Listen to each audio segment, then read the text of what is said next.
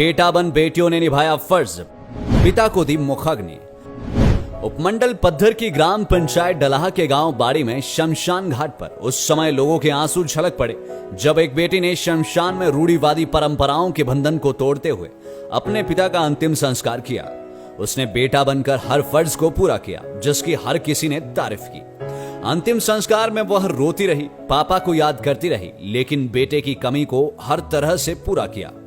अंतिम संस्कार में पहुंचे लोगों ने कहा कि एक पिता के लिए अंतिम विदाई इससे अच्छी और क्या हो सकती है जब पुरानी परंपरा को तोड़ते हुए बेटियों ने बेटे का फर्ज निभाया। आपको बता दें कि मृतक गुरदास सिंह जल शक्ति विभाग पद्धर के हरडगलू के कर्मचारी थे और पिछले 3 वर्षों से वह ब्रेन ट्यूमर से ग्रसित थे जिसके कारण वह कोमा में चले गए थे। इनका इलाज पीजीआई चंडीगढ़ से चला हुआ था।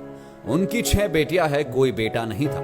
हालांकि 4 बेटियों की शादी हो चुकी है। गुरदास सिंह की 5वें नंबर की बेटी लोहली देवी उर्फ रीता देवी ने हिंदू रीति रिवाजों के साथ अंतिम संस्कार के सारे फर्ज पूरे किए। लोहली उर्फ रीता देवी का कहना है कि उनके पिता ने उनको बेटों की तरह पाला है। वो 6 बहनें ही है, उनका कोई भाई नहीं है। उनके पिता ने कभी 6 बहनों में किसी प्रकार का भेदभाव नहीं किया, सभी को अच्छी शिक्षा दी।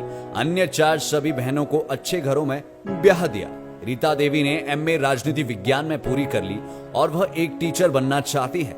उसकी छोटी बहन कृष्णा भी बीए में पढ़ाई कर रही है। जब किसी ने कहा कि बेटी का पिता की अर्थी को कंधा देना ठीक नहीं, तो रीता देवी ने तपाक से जवाब दिया कि आज जमाना बदल गया है। पुरानी कुरीतियां रही है कि दाह संस्कार का काम केवल बेटे ही कर सकते हैं, लेकिन अब ऐसा नहीं है। जमाना बदल रहा है। जो काम बेटे कर सकते हैं उस काम को बेटियां भी कर सकती है।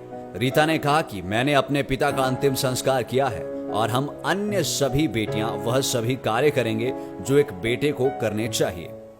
इसके बाद सभी रिश्तेदारों व गांव के लोगों ने एक राय होकर बेटी को ही अंतिम संस्कार के लिए आगे किया और उसे ढाढ़स बंधाया। उधर पूर्व जिला परिषद के कैप्टन हेम सिंह जो कि उन्हीं के गांव के हैं, उन्होंने बताया कि जो मिसाल पेश इन बेटियों ने की है शायद ही कोई कर सकता है। मैं कैप्टन हेम सिंह ठाकुर, गांव बाड़ी, तहसील पद्धर का निवासी हूँ। मेरे गांव में एक परिवार ऐसा है जिसका जो आईपीएच डिपार्टमेंट में अभी एक्सपायर हुआ है, आईपीएच डिपार्टमेंट में कार्यरत था और 2 साल पहले वो रिटायर हुआ था और उसका एक ब्रेन ट्यूमर हो गया था जिसकी वजह से उसका ऑपरेशन पीजीआई चंडीगढ़ में किया गया और उसके बाद 1-2 दिन के बाद वो कोमा में चला गया। उसके परिवार में 6 बेटियां हैं उनकी और उनकी धर्मपत्नी है। जो 6 बेटियां में से 4 बेटियों की शादी हो चुकी है, 2 अनमैरिड हैं।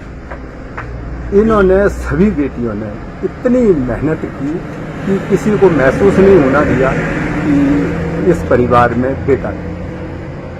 आज हमें खुशी भी हो रही है, दुख भी हुआ कि इन बेटियों ने जो हौसला दिखाया। जो 4 की शादी हो चुकी है, जो 5वीं बेटी है लोहली, रीता देवी और लोहली, इसने अपने पिता के लिए इतना कष्ट सहा क्योंकि वो बोलते थे कि नहीं, अगर भाई नहीं है तो क्या हुआ, हम भी उससे कम नहीं है।